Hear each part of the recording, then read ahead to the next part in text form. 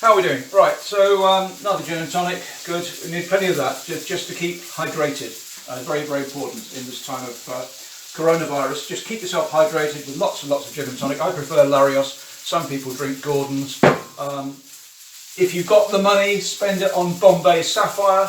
But personally, I think that's irresponsible in a time when we should all be focusing on our responsibilities. Right, so wash my hands. Maldito virus, puta madre virus, go away. Naughty virus. Don't forget the hand gel, I nearly forgot there. So now what I'm going to do is I'm going to put the fish, the bacon and of course the sausages, very important ingredients. Pork sausages, very important ingredient.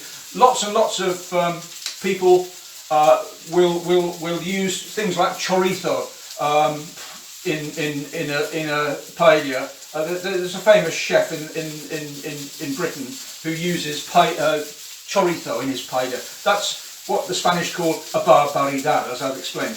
And we will put in only English ingredients, of course, into our paella inglesa. And the pork sausages, which come from Super Eco in Finistrat, these are really good sausages. I do recommend them, not just for putting in a paella inglesa, but also just for eating with your fried breakfast. So fried eggs, bacon, sausages, some toast, some hash browns. Again, they come from immigrants. And you know, you can do all that sort of thing with these sausages as well. If you're Spanish, si eres español y no has comido un desayuno inglés, siempre ponemos las salchichas en un desayuno inglés porque se da fuerza, mucha fuerza, como la ginebra. Bueno. So now we've got to put in something else, which is cheating a little bit. I'm cheating here because I'm going to put in caldo verduras. I could put in caldo de pollo, but I'm going to use caldo verduras. Caldo de pollo is much more a Spanish thing. It's something they would use on a Spanish paella. In an English paella, caldo verduras, you could just use, we would call it stock, but I don't have any stock in my fridge at the moment. But I'm going to add a little bit of Leon Perrin sauce to that. Just a touch. Too much Leon Perrin sauce and you'll end up making it all a complete horror. Tomato ketchup, we're going to stick a little bit of that in just for taste. I haven't broken the seal, I'll come back to that. The gravy granules, we don't want them in at this stage because they'll take away some of the liquid and we don't want that at this stage. And of course the colourant. Now I'm going to use a colorante alimentario. In paella valenciana you would normally use a more traditional azafran, but I'm going to use this because I'm English and something like saffron, I just don't understand it. You know, what's it for? Weird. You know, little sticky things. Weird, isn't it?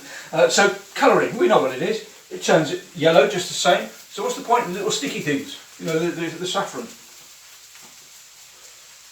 Azafrán, no lo entiendo. And the vegetables, of course, we'll stick those in. The vegetables got to go into all that mix. Now we've got most of the ingredients in the mix now. We've got only a couple of bits and pieces to throw in here.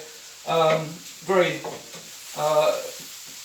good stage. I like this stage where you stir it all around and watch it all go yellow. Cuando todo aparece amarillo, esto es el momento de mágico. Es como un alquimista. So I'm going to wait for that to turn yellow. While I'm waiting for it to turn yellow, I'm going to have a gin and tonic and wash my hands again. So, naughty virus, go away. Maldito puta madre virus. Váyate. Demonio. There we are, no more virus. We don't want the virus in the paella. Right, okay, so That stage, I'm just going to leave that to go yellow for a minute and do a little bit of tidying up. Okay, a bit of gin and tonic. I don't need to wash my hands for this next thing because they're going to get washed anyway in this process.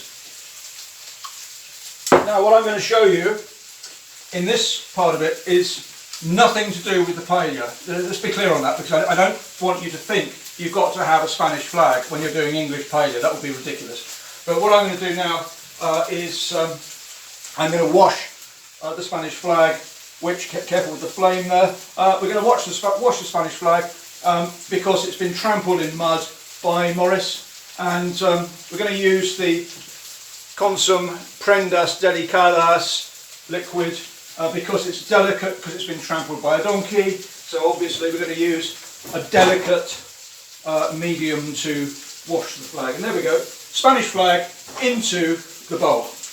Right, now I'm going to leave that to soak. I'm going to leave this to soak probably for about 3 hours and come back to it later and deal with that later. Okay, so if you've got a Spanish flag to wash because your donkey has trampled it in mud, leave it to soak for 3 hours in the Prendas Delicadas mixture, and it will be ready to just rinse and hang up on the washing line.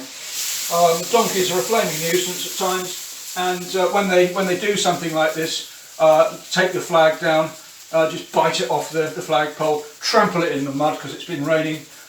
You know, this is embarrassing, and especially if you're English and trying to get Spanish nationality, because that's an act of unpatriotic vandalism, and you know, you might end up in difficulties. I'm going to look at the rules on that. I'm going to go onto the Ministerio de Justicia website and see if there's anything about donkeys trampling the Spanish flag, and whether you'd be at a disadvantage in your application for Spanish citizenship if that happened to you. I'll look that up. I might put it on my blog when I've got the answer. Okay.